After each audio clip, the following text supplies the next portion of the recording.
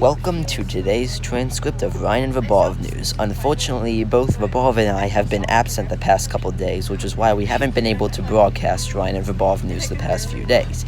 However, finally we are both together again, so we can do Ryan and Vabov News today. So without further ado, let's not waste any more time and get started with the weather and traffic forecast from Vabov. Done. Welcome to Traffic and Weather from Vibov Tondale. Today on March 2nd, 2020, it's a beautiful 63 degrees. Clear and hardly any clouds. Traffic, there's some traffic on I-95, routes 202 and 13 close to the Wilmington Airport, and many slowdowns in the city of Wilmington itself. We now have some tech news. I'm sure by now, pretty much, unless if you've been living by a rock for the past few months, you guys probably have all heard of the coronavirus, that worldwide epidemic that has been causing many casualties, and originated from China. Well, because China is where many tech products are made, a lot of tech companies, including Apple, Google, and others, are now moving production to other countries such as Taiwan and India This will hopefully allow these tech companies' products to still be released at the scheduled times despite the world epidemic. Hopefully the coronavirus also continues to get better as well, so these tech companies can reopen their factories in China. Now, let's turn back over to Vabov News to see what he has to say. Done. We have some political news from me, Vibov Tondale. In the Democratic primaries in South Carolina, Joe Biden won with 45 delegates. Also on Tuesday, be prepared for more primaries in 5 different states. You can look for us there on Wednesday when you find the results. We'll see you real soon. We have some breaking news over in Chicago, Illinois, at the site where the Chicago Spire, which would have become the tallest building in the United States had it been built.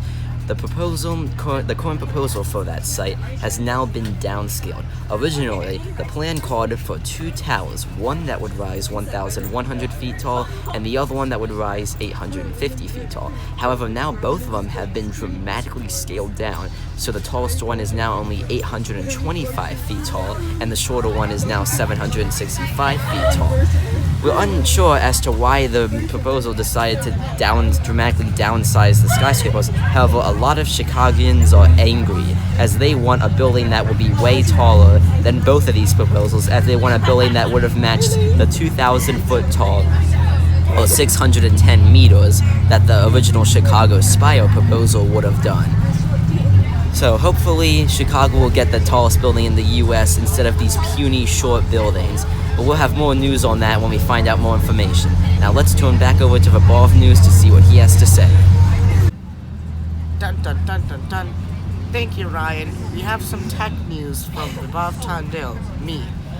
Right now, Macintosh, the computer that was used primarily in the 80s by Apple, has just celebrated its 30th anniversary today. It was used a lot and had the classic voice technology known as Macintalk, which was primarily used in the Disney film WALL-E when he voiced Otto, the movie's main antagonist. That Macintosh has been successful in most ways and has helped a lot of people. We wish them a happy 33rd anniversary. Now back to Ryan to see what he has to say. It is now time for 10-second trivia. Which American city has the largest amount of skyscrapers in the country? Is it A, Los Angeles, B, Chicago, C, Philadelphia, or D, New York? You have 10 seconds.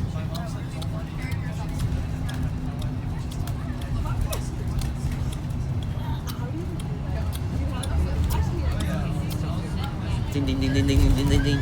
If you said D, New York City, then you were correct. New York City has almost 300 skyscrapers in downtown, which is almost more than twice as how many skyscrapers as the next city with the most amount of skyscrapers in the US is, which is Chicago, which has around 150. That's incredible. In fact, New York City has so many skyscrapers that it is the second most skyscrapers of any city in the world, behind only Hong Kong, which has almost 350 skyscrapers. That's pretty incredible, especially given that New York City is still building more skyscrapers. Dun dun dun. Unfortunately, guys, this is going to be the end of this episode of Ryan and Verbov News. We really hope you enjoyed it. Please click the link in the subscription down below to see our other transcriptions. Alright, and we hope to see you guys watching our next episode of Ryan and Verbov News. See you later. We'll see you later.